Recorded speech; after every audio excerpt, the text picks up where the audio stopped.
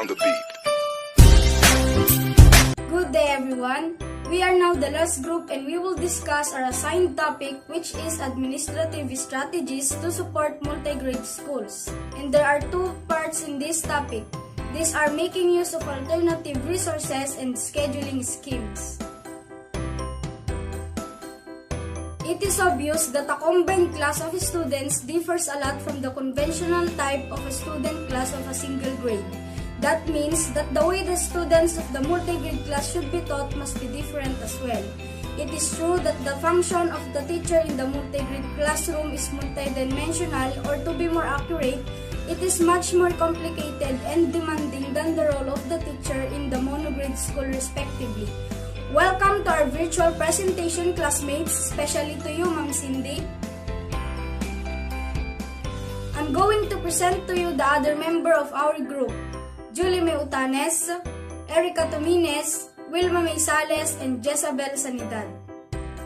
This is the main subject of the MUSE project, or the Multigrade School Education Project, to assist teacher professionals to be able to work effectively in the multigrade school environment and be trained on teaching in the different ways referring to the multigrade classroom. For children to learn effectively in the multigrade environments, teachers need to be well-trained, well-resourced, and hold positive attitudes to multigrade teaching. Multigrade teaching in many views represents a more demanding teaching situation and special attention should be given to it. However, many teachers in multigrade environments are either untrained or trained in monograde pedagogy, have few teaching and learning resources. In addition, at the majority of the cases, the multigrade teachers are very young without significant experience.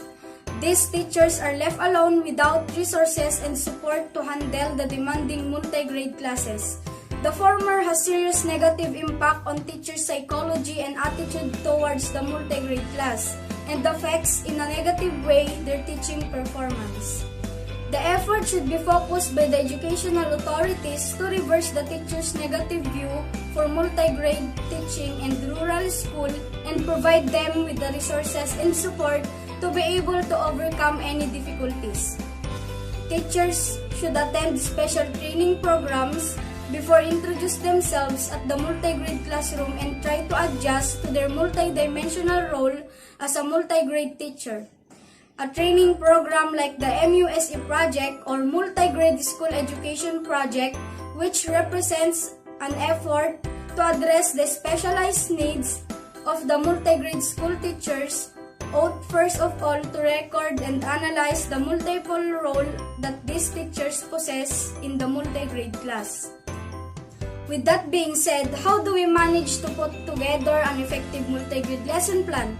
Where do we find the resources? How do we go about it? Well, aside from looking for answers on the internet, we can actually find time to delve more and find people who have actually experienced handling and managing a multigrade classroom. It is better to get the facts straight firsthand. If no one is available to mentor you, we'll just have to rely on other countries' curriculum and guidelines to try to fit in the Philippine multigrade education setting. To help lessen your problems in how to make an effective multigrade lesson plan for each grade level for which the teacher is responsible, he or she must determine to answer the following questions. Whom do I teach? What must I teach? How do I teach? When do I teach? And why do I teach this? This does not only analyze and assess each learner's prior knowledge. It is also let us know how we should teach them in a way that they can understand. Once these questions have been answered, only then we can devise a lesson plan that would suit the needs of our learners. Integrated approaches assume that multiple resources will be used by students during the course of the lesson. Textbooks will be one of these resources, but this will be supplemented by a variety of additional print, audiovisual, and community and human resources.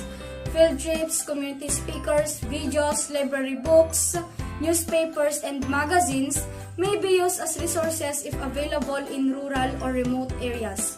Learning how to use a variety of resources to find information is one of the intended learning outcomes of integrated learning. Lesson planning for multi-grade teaching depends on the number of grades combined in the classroom. But whatever the number of lesson plans needed per day, there are 3 stages of planning to consider: planning activities before the lesson, during the lesson, and after the lesson.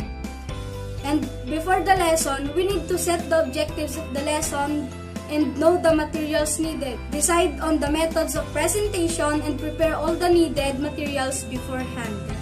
And during the lesson, present the lesson and continue to monitor each student's progress. And after the lesson, we need to evaluate the lesson plan. Note the things that needed revision and think about what went well and what did not, so that it can help you prepare for a better lesson plan next time. This slide contains the specific parts of the lesson plan.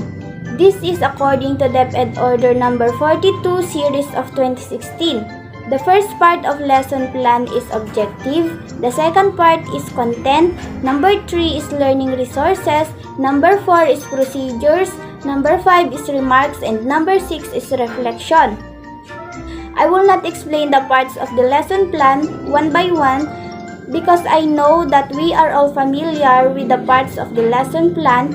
It's because we all have experience in making a lesson plan. Why lesson plan is important? Lesson planning is important for effective teaching and learning in school. Lesson plans help teachers in properly arranging and managing their class and lessons, as well as to achieve the learning objectives. The next slide is about some practical tips for teaching multi-grade classes according to UNESCO. Strategy 1. Teach all groups together. In this kind of instruction, you provide the same content, use the same teaching and learning methodology in transmitting the content, and expect the same learning outcomes from all students, irrespective of their formally assigned grade. But because of multi-grade classroom, you can have older students work with younger ones, and both will have a better learning. Through this, it will build a sense of classroom solidarity. Next is strategy 2. Teach one grade while others work independently. It may be beneficial to set time during the day for each grade level. After a brief period of teacher-led instruction, one group can be left with a peer tutor, or students can practice independently in their workbooks while you work with another grade level to promote learning continuity. Strategy number 3. Teach one subject to all grades and at varying levels of difficulty. This strategy allows you to group children of different grades, ages, and abilities and teach them the same curriculum theme at the same time. You can ask a harder question to the older students and an easier question to the younger students. In this way, all students can participate at their level and make some contribution to the lesson. Strategy number 4. Develop activities for non-taught groups. Some students don't know how to investigate and gather information by themselves. One example of activities for non-taught groups is creative activities. Ask students to draw in accordance to the theme they want. Through this, the students will learn to use their imagination and generate new ideas. Strategy number 5. Develop peer, cross-age, and cross-grade teaching strategies. Cross-age tutoring is based on the pairing of students and is used extensively in most multi-grade classrooms so that older children can help younger students with their lessons. The peer tutor begins by asking general questions to assess the younger students' understanding.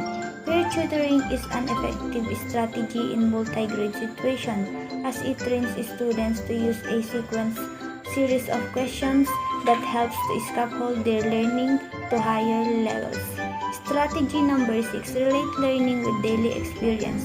Teaching a concept by relating it to your students' daily life traditions and culture is more effective than any other method of instruction because it will let the learners to impart their ideas and develop their self-esteem. Things to consider when preparing a lesson. Characteristics of the learners, basic principles of multigrade teaching effective in instructional strategies. First, identify groups of competencies. Some example of competencies is adaptability, perseverance, and ability to learn. Next is assessment and evaluation strategies. The important purpose of assessment and evaluation is to improve student learning. Moreover, it is an important tool for designing curriculum and instructional approaches as per the needs of students. Next is making connection across subject areas. It will allow the students to broaden their lens of understanding and apply skills and strategies they learn in lessons to deepen their overall understanding. Next is cultural context. Through this, students will gain a more comprehensive understanding of the subject matter. Last is class management strategies. It is important because it creates a productive environment in teaching and learning. For the next topic is scheduling schemes. Before you actually write the lesson plan based on the pre-assessment result, you have to determine first what teaching scheme or way of teaching you are going to use. The objectives or skill you are going to develop in all the groups will tell what scheme is the most appropriate. The teaching scheme will likewise suggest the format of the lesson plan. The different teaching schemes are the following. First is the preparing lesson plans for interaction or instruction. In preparing lesson plans for interaction or instructions, there must be an instructional manager, and one of its functions is to plan instructions. There is also a source of instructional objectives, and these are the MELC, Most Essential Learning Competencies, PELC, Philippine Elementary Learning Competencies, CGMGs, and the budget of work in the different learning areas. Second is the scheming. It is the teacher's emerging scheme of use related to the same set of resources used for the same aim. An overview or a long-term plan for what you aim to teach in particular subject across a term of or an academic year.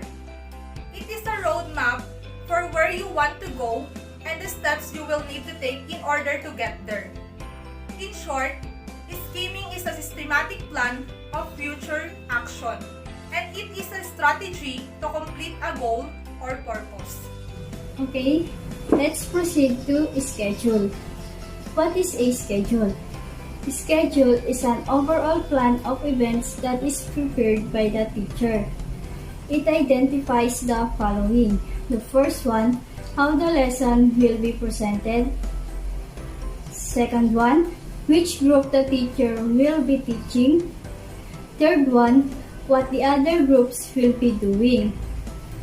Schedule or timetable also gives students a sense of what to expect inside of the class on a certain day. In conclusion, the schedule must be in line with the school's mission and goals. If the goal is to have truly active learning where the students can communicate, create, and engage on multidisciplinary projects, the daily schedule should include various of components, regardless of what plan is put in place. In this type of schedule, there is a designated subject in every period of different grade levels. This means that all grade levels have to be on task according to the indicated period. The program requires that your preparation be ready and in order. It also shows how the periods within the school days will be spent.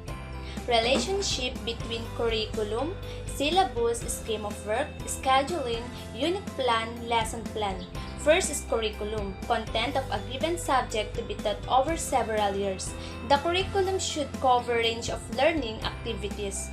The teacher should not only teach about knowledge, but also about norms, values, attitudes, various skills development.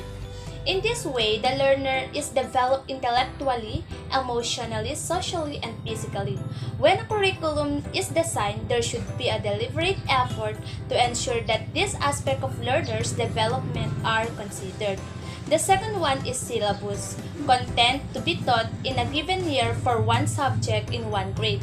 It contains the list of topics, aims, and assessment objectives of the subject at a particular level of education, the sequence of the content knowledge to be taught, and the assessment procedure to be adopted. Next is scheme of work. Total content of all subjects taught in a term. It describes the content and learning experience that should be treated every term of the academic year. It is made when the teacher splits the year work from the syllabus into portions to be studied per term, month, or week. The third one is unit plan. Total content of a number of subjects organized over 2 to 6 week period. In this, a detailed lesson plan is on how particular topic will be conducted, including pupil activities and to meet the objectives, and the principles to keep in mind. In objectives is why to teach, in content is what to teach, while in method is how to teach, and in evaluation is did they learn and how much they learned. And the next one is schedule. Total content of a number of A subjects for different grades spread over a day. Schedule is an overall plan of events that is prepared by the teacher. It identifies the following: how the lesson plan will be presented, which group the teacher will be teaching, and what other groups will be doing. The purpose of a schedule is to help the teacher to manage the class and available time better. It is also helps the multigrade teacher na bumuo ng mga aralin na may iba't ibang strategy sa pagtuturo. The next one is a lesson plan. Total activities of a given subject for a particular grade to be taught in one period. The lesson plan is the lowest, most specific level of instructional plan. It is derived from the analysis of the schemes of work.